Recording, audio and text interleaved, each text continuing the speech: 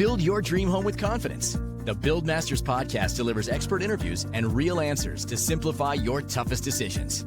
Each episode equips you with insider knowledge and actionable tips. Subscribe today to learn the art of building from the true masters with BuildMasters.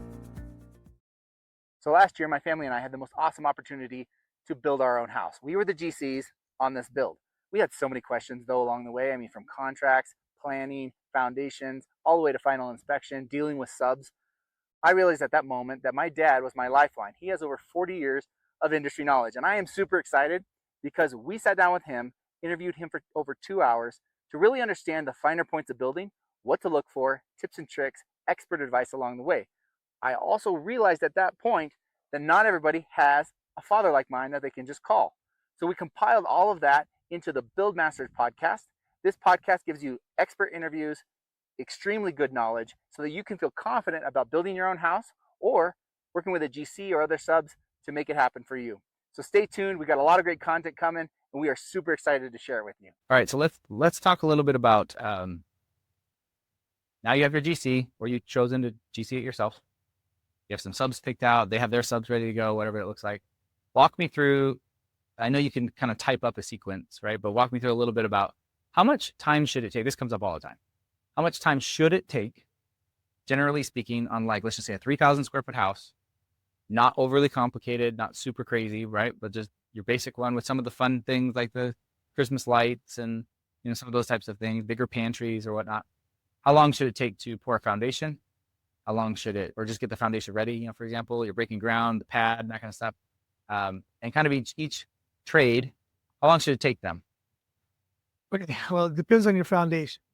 If you're going to do a footing and a masonry stem or a concrete stem and then a floor pour back, it takes a different amount of time than if you're going to do a post-tension slab. Post-tension slabs go much quicker. You might say it's a waste of concrete the way they do it, but speed-wise, it's half the time it takes to do a footing, stem, and pour back on a slab. And little qualification, you owned a concrete company, a division of your concrete company. At one point. Yes. And I remember working on that concrete company for that crew, and it was very hot. So that's why we get up at like 3 a.m. and go pour concrete, and finishing until later. In the valley, if we were doing a church job or something like that, in the summer, we'd be up having concrete trucks coming in at 3 a.m. We'd pump and pour out, usually by 8, and finish everybody off the job by 11 because it was too hot to be on the job anyway. Yeah, I remember. And so all the guys could leave, and then I had to stay there to take care of paperwork. It wears you out, but no, I mean, in terms of time-wise, start to finish, once you do your footing and your stem, you got to get your plumber in and get the waste and everything in the ground. Inspection-wise, counties, the inspection takes a lot longer than cities usually. But to get a footing and a stem up should take you a week to a week and a half. Your plumber needs, I don't know, a 3,000 square foot house, probably 4 to 5 days to get the plumbing underground in. Then you get an inspection, and then he gets it covered back up again. You bring in your ABC, your gravel for underneath the concrete, and you're usually ready to pour, say you're ready to pour a slab in 2.5 to 3 weeks. Okay. So once you pour your slab. Elevate your home with Glass House. Don't settle for ordinary. Our stunning bifold and multi-slide glass doors transform any setting into a luxurious retreat.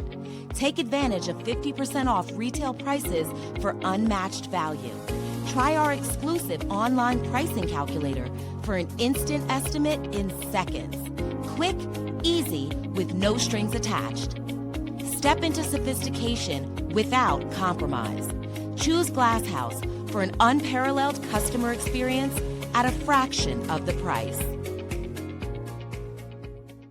Well, with that though, so that compaction, I remember I requested a compaction report, so they came out and tested it. I did notice that the compaction report was done. Then the guys came and actually dug up all the lines for the waste, and then they recompacted it, right? That's usually not a big problem. So it's not a big deal. So as long as the 'Cause- main compaction is done in the, Because if you remember, you had all that rebar in your house. All right, say the ditch gives way a little bit. I mean, you don't want that to happen. But if the ditch gives way a Rebar little will bit, hold the it. concrete spans with the rebar in. Okay. Not everybody pours with rebar, but the ditches on a normal house, you're not real. You had deeper ditches because you're going away from the back of the house to the front of the To house the in a fall, big yeah. house. So you had to go deeper because of the fall. I think mine was almost 3 feet. Right. You had so much fall per foot. So you at the front of the house, you were pretty deep. Most houses, you're never that deep. Gotcha. And so you're backfilling maybe, 2, possibly 2.5 feet.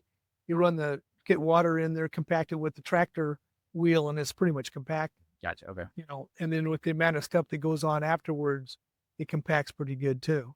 Okay. In terms of bringing in the ABC and everybody propping on it and moving tractors around on it, and then a little bit of water does it too. So that say 3 weeks to get a slab, 3 to 3.5 weeks to get a slab poured once you start digging footings. Framing on a 3,000 square foot house, depending on how complicated, Roof line. could take up to 4 weeks. Okay. Depending on how complicated the roof is, because the roofs are where the complications are. If it's all cut up and a lot of valleys and hips, is a lot different than if you just have one continuous hip. Squares are Tough. always less expensive than multiple pop out. Thanks for tuning in. Hit subscribe to make sure you never miss an episode. Be sure to explore Glass House's exclusive online pricing calculator for instant estimates on gorgeous bifold and multi-slide glass doors. Find the link in the description or visit glasshouse.co. That's glass-haus.co. Until next time.